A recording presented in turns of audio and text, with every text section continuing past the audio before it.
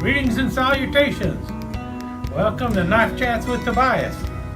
So a day or two ago, I was contacted via email, and someone mentioned that there was another traveling knife open tag going around, and this time it was for an elk ridge fixed blade. And I was thinking right away, yeah, that sounds like fun. I should jump in on that. And then I thought, wait a minute. You have an elk ridge fixed blade that you've owned for years that you never bothered to review. Why are you going to review a traveling elk ridge knife when you haven't even bothered to review the one you have? And so I thought, well, before jumping in on that open tag, maybe I should actually take a look at the knife I own. And so that's what I'm going to do. But before I get on with the knife, which is up here, is the Elk Ridge ER304. And it's a really nice knife, I think. But before I get into the knife, let me explain how I came about getting the knife. And that has everything to do with the fact that I like to collect white smooth bone knives with a white smooth bone handle. And I was just looking for a fixed blade. Also, I was looking for a modern folder in white smooth bone. There's not a lot of them out there. As far as the fixed blade knives in white smooth bone, you've got a few in the low prices. You don't have any in the mid-range, and then after that, it's like if you want one with a white smooth bone handle, basically you're going to be paying over $100 for it, and it's not going to be necessarily much better than the ones that are in the $20 to $30 range. The only difference is it'll be made in the USA instead of made in China. About the same quality steel, though.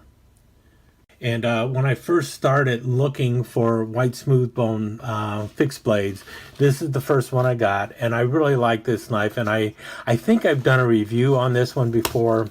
It is not the Elk Ridge. I'm just going to show it real quick. This is a bone collector, and it's called a palm skinner, a cat skinner, a snook. All sorts of names go with it. This is actually a knife that was designed by Jim Frost. Yeah, this is a Jim Frost design of a knife, and it is really for processing fish and stuff. So it's a fairly efficient knife too. But in any case, I'll do, if I haven't already done a good video on that, I will do another one. And this was in the Bone Collector USA. Trust me, it's not made in USA. It was made in Pakistan. But this is the first white smooth bone fixed blade I could get. The other one I got was the right edge Ulu. I know I've already done a video on that one. But then the next one I got was the Elk Ridge fixed blade back here, the 304. This was the Elk Ridge Ballistic, which was the modern flipper knife that I got. I will review this one in a soon to be released video as well, but today I'm just going to be talking about this knife here, the 304. Okay, before we get to the knife, I'm going to go over the sheath real quick. Notice where the snap is at. It's an interesting place for the snap. The sheath protects part of the handle, and it goes across the guard, right across the guard, so the knife is held in place pretty well. It's got a nice snap on there. It's a nice brass snap. I have not noticed any leakage on the snap. I do not know where the sheath is made. The knife itself is made in China. It's fairly well constructed. It's nicely stitched. You see they've done the dyeing, the black dyeing around the edge here. It looks really nice. Same around this portion, but not on the little snap here. The snap rotates a bit, which is unfortunate. It would be nice if it was positioned with the elk up. I suppose I could like glue it in place or something, but not that big of a deal. You got to remember. Oh, also, this is not the cheapest of the Elk Ridge knives. This one, when I got it, it was close to $30. I don't think they make it anymore. Similar knives from Elk Ridge tend to run into the $35 to $38 range now, so it was one of the more high-end knives, even though it was featuring 448 stainless steel. But in any case, back to the sheath. It's heavy leather, fairly thick. I wish they would have just extended this leather up and just folded it over to make the belt loop, but instead they stitched the little belt loop on here. It's probably, let's see here, looks like about a 2-inch belt loop, but really about a functional 1.75 inches, which is more than enough for most pants belts. The knife itself is not that big. It's only an 8-inch knife, but you put it in the sheath and you can see that overall length at that point comes in right at 10 inches with the knife is in the sheath. So it does take up a little room. It's, like I said, it's a pretty well constructed sheath. Don't know where it was made. Definitely would not store the knife in it. So far, like I said, I've had it for several years, and I have not had the typical Pakistani glue crud leaking out of the stitching or anything. So to me, it seems like a fairly well-constructed sheath for the time. It has not been used a lot. I will tell you that right now, too. I've carried it a few times. I've cut up a few things with it, but the sheath has not been in the bush or anything like that. Mostly it's been in a drawer. Or it's been in a suitcase when I've gone on a trip and I've decided to take this knife with me. So what you got here? The knife overall is about 8 inches long. The blade is 3 3/4 inches long, and the cool thing about the blade is it's one of those that has the laser cut elk in the in a circle cut into the blade itself, and you also see the laser cut file work going across the top there, which can act as jimping. But that is kind of cool. I like that. That was one of the draws of it, and that is one of the reasons why this knife was costing at the time about $30 versus the typical elk ridge knife that would be around $22. So you were definitely paying for that hole in the blade and a little bit of file work across the top. What you got though is a nice drop point skinning blade, 3 3/4 inches long, with about a 3.5 inch cutting edge there, and a really nice hollow grind going on. The blade stock is about 3/16 of an inch thick, so over 1/8 of an inch. It's fairly thin, just behind the edge there, and the grind is not that bad at all. I thought the grind was fairly decent. It's about even on both sides. You can see it's a little toothy, but nothing dramatically bad about it. And it cuts paper really well, and it also, cuts up meat really well, cuts up fruits and vegetables really well. I would not be trying to chop a tree down with it or anything, but then it's a hunting knife. It's really there for skinning animals and stuff. It's not a bushcrafter's knife. However, it does have some heft to it because of the wonderful white smooth bone handle. It's also got a little rosewood accent here, and if you notice, a brass spacer between the rosewood and the white smooth bone handle. The half guard up here, the hunter's guard up here, is nickel silver. And you also got nickel silver pins in the blade. You do have a lanyard tube. Looks like it is also a nickel silver lanyard tube. It might be brass. I do not know. You will see, though, that it's not perfect. There is a little gappage right there in the bone. A little darkness and everything. Can't get your finger in there or anything. So what they have done is they have glued the bone on and pinned it, so the little gappage that you're seeing there has been filled in with whatever epoxy they were using underneath.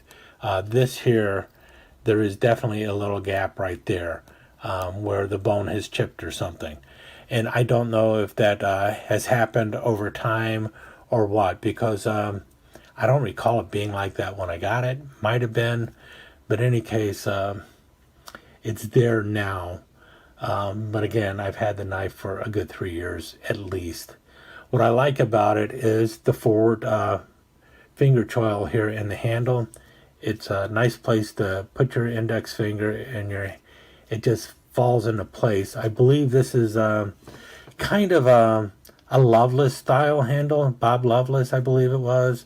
A wonderful knife designer. He often will have a handle kind of shaped like this, I believe. In any case, it just feels very good in the hand. 4¼ inch handle, so nothing really dramatic or big on it. But because of the heft of the bone and everything, you've got some definite weight in the knife. So that has pluses and minuses to it. You definitely know when you got the knife in your hand, but you know, if you're going to be cutting with it all day long, that weight could weigh on you over time. Bad choice of words, but you know what I mean. It could be more tiresome than a lighter handle would be. So you know, if this was like a lighter weight FRN handle or something, this knife would probably be half the weight that it is right now. It is definitely a full tang knife, full tang all the way back. There is no break in here or anything. They're not like faking the full tang. So that's also a nice part of it. You've got a solid slab of steel in your hand, with covers on there or scales on there.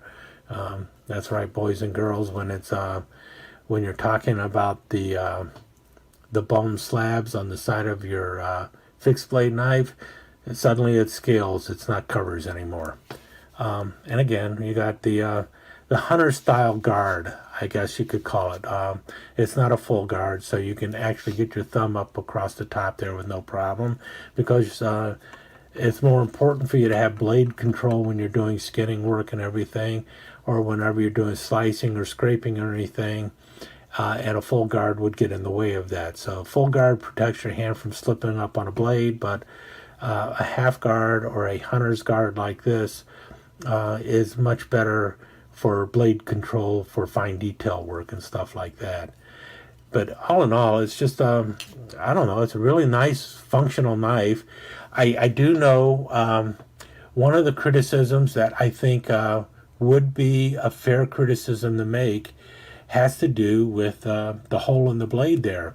Now, I don't think it causes any problem with actually slicing and dicing or anything, but what it will do is, if you are cutting up animal and other things, that is going to be some place that is going to catch food bits and stuff, so you really would need to clean this out pretty well. To the point where I would suggest, if you're cleaning it, you might need to actually hit this with a little pressure, to actually blow anything out of there. So, because no doubt about it, a hole in the blade like that with that fine cutting detail and everything in there, that is just a magnet for bacteria. So definitely something to be concerned about, but also something that looks pretty cool. So it would be one of those things where you're going to need to take a little bit better care of the knife, especially when cleaning, but it is pretty cool looking. Any case, there's my Elk Ridge. This is the 304, the ER304, and it says that it was custom crafted or something like that in China. I know it's hand forged in China. Custom design, stainless steel, hand forged in China. But I do know that it is 440A. So that was my look at my Elk Ridge knife, my Elk Ridge fixed blade, the 304 and white smooth bone. And seriously, I bought it simply because it was white smooth bone, and no other company was really making one in that $30 range, or even that $60 range, except for Elk Ridge. And that was the price I was looking for, and I wanted a proper hunting knife and white smooth bone. And basically, after getting it, I was really impressed with it. Yeah, it's a little heavy, but it's really a beautiful knife, and it does what it's supposed to do. It cuts stuff. So that's it. That's why it's here, and that's also why when I started looking again, I was more than happy to grab this one here. There's a little bit longer story on this one, and I'll talk about that in my next video on Elk Ridge White Smooth Bone. And, well, I still got to talk about this too. But in any case, for right now, just stick around for some slides on this knife, and I'll let you go.